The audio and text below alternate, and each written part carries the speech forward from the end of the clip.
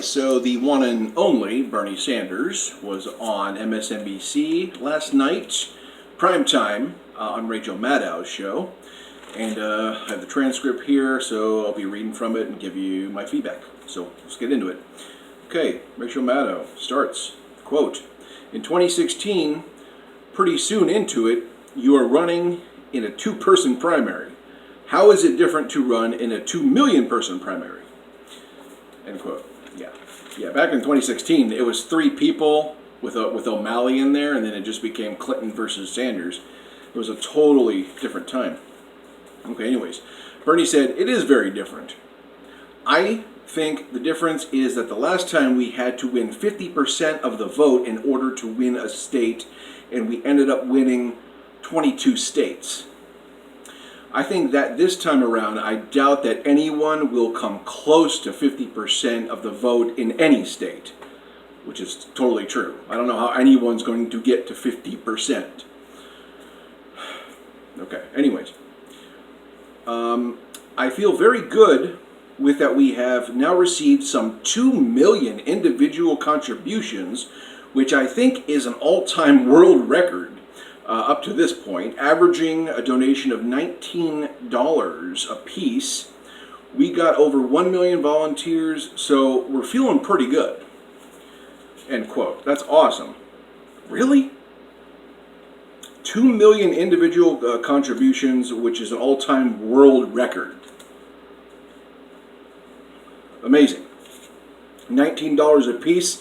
That's reflective of it being small dollar donations from regular people, not these big gargantuan, bundled donations that a lot of corporate Democrats take. And usually someone like Pete Buttigieg or Beto O'Rourke will have an average donation of $45, $50, because it's indicative of bundled money from few people, okay?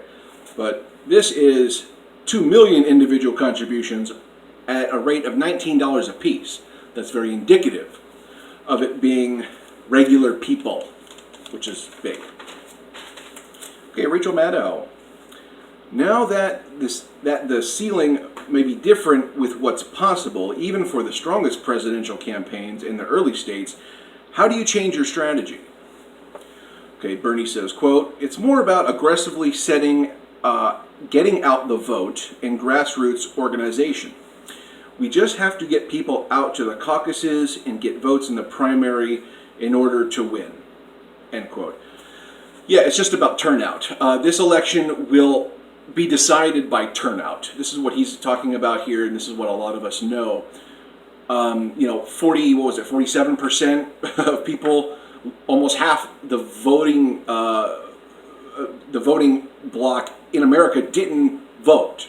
Okay, half the country didn't vote in 2016. Okay, so if we improve to 55% or about 60%, somewhere in there, we can win this election simply by turnout, voting for the Democratic nomination. That's the way to beat Trump.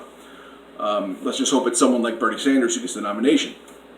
Okay, carrying on here, Rachael Maddow. A lot of people have remarked. I can't read my writing half the time. A lot of people have remarked that a lot of people are playing your song. A lot of your progressive policy positions are now much more centrist positions than ever before. Is that a matter of satisfaction for you, or does that mean that you have more work to do? Bernie says, quote, "Well, both." It is a deep sense of satisfaction, though. Fight for 15, tuition-free college, forgiving student debt, climate change, Medicare for all. He went into a rant about all these and how at one time they were the fringe. Okay, and this is stuff Bernie's been fighting for his whole life, for his whole political life, which is about 40 years now. Okay, and one interesting point here, he said about debt, when he was talking about tuition-free college, he said young people are not getting married and having families because the student debt prevents this. End quote. I just thought that was a very good point, how young people just aren't getting married. The numbers reflect that. The data reflects that. And there are legit reasons for it. And one of the reasons is students are strapped with student debt. They can't get ahead. They're still living with their parents until they're 30 or they're in their 30s. Okay, they're getting a very, very late start because they're paying off gargantuan amounts of debt. So that just made a lot of sense. Bernie continued here. It's not good enough to talk about these issues. What we have to do is understand that the reason is why in the last 30 years the top 1% have seen an increase in their wealth of $21 trillion, while the wealth for the bottom 50% of Americans has gone down. Why 500,000 Americans are sleeping out on the street? Why are why are we the only industrial nation not to guarantee health care as a human right or parental leave? There are reasons, and the reason is that what this campaign is about is finally saying that if you want real change, we need a political revolution. And what does that mean? It means we're going to have to take on Wall Street, the insurance companies, pharmaceutical companies, the fossil fuel industry, the military-industrial complex, and the prison-industrial complex. To understand where we are, where the middle class is shrinking, where 40 million people are living in poverty, we have to understand the political reality of America and the power structures here. We are prepared to take these guys on, and that's why I say unapologetically, I am not afraid of these people. They want to condemn me, so be it. We are going to take them on. End quote. Hell yeah. That's what I like. That's what I love. I love that talk. I love that rhetoric. I love that we're going to fight these people. Okay? It's a huge uphill climb. I know. But when it's all of us rallying together, we can't be stopped. Okay? Okay, Rachael Maddow said, if Mitch McConnell is still leading the Senate in 2020, what would you put on his plate first? What would be your first legislative priority? Bernie says, quote, before I put anything on his plate, I would be in his state of Kentucky holding a rally with tens of thousands of people to say what is in fact one of the poorest states in the country, that we need to raise the minimum wage and we need to work on getting Medicare for all passed. And we're going to rally the people in Mississippi, we're going to rally the people in South Carolina to demand their representatives to, I know this is a radical idea, to do what the American people actually want. I love his sarcasm. The point that I make is, and the point I make over and over again is, Rachel, is the ideas that I talk about are the ideas of the American people and the ideas that they want. You don't get it because you have a Congress who is indebted to wealthy campaign contributors.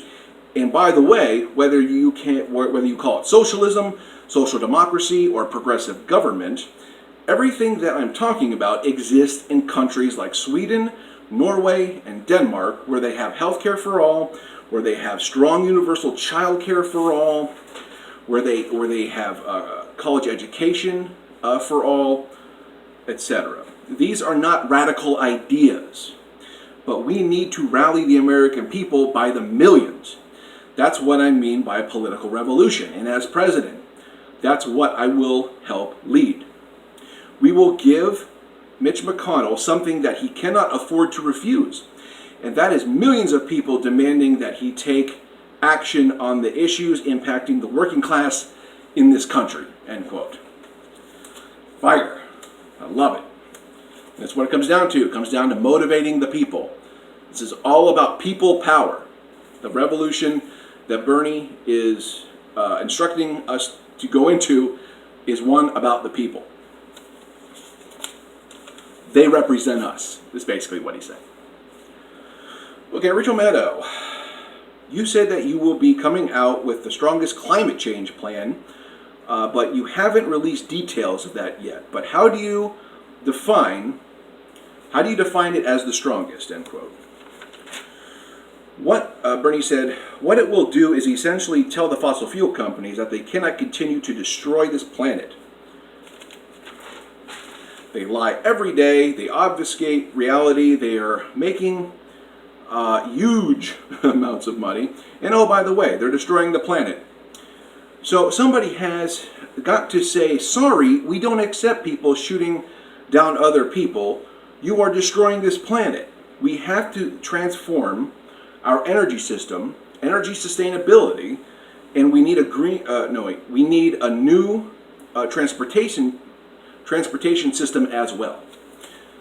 And the other point here is, Rachel, is obviously this is not just an American issue. This is a global issue. We need a president, not like Donald Trump, to accept the reality of this climate change. We need a president who every country on earth can say, we are in this together. End quote. Feel that? That's the rally. I feel that the spirit of rally. We need to rally behind Bernie Sanders. This is just a great interview. And I'm glad he got to say all this stuff on MSNBC, on a place where they negatively frame him constantly and quite religiously, and they always go against the progressive and populist candidates like Andrew Yang, like Tulsi Gabbard, and being exclusionary to Mike Gravel. And they'll throw a bone to Marianne Williamson once in a while, if they're having a good day. But this is the message liberals need. This is the message conservatives need. This is the message independents need. This is the message America needs. He's sending out the warning shots. We have to change this, and we have to change this ourselves. I don't care what your political affiliation is. I don't care who you want to be president. Bernie Sanders has to be involved in some capacity. Whether it's president, whether it's in the Senate, I don't care. This guy is the real deal on most of the issues and most of the policies that Americans want to implement. Okay? So, I don't care about your political affiliation. We need to follow Bernie's lead. Where he's going is where we need to go. He's trying to show us. He's being a shepherd for us. Okay? So, once again, we need to follow Bernie Sanders to where he's going. All right, let me know your thoughts down in the comments. Like, share, and subscribe, and click the bell.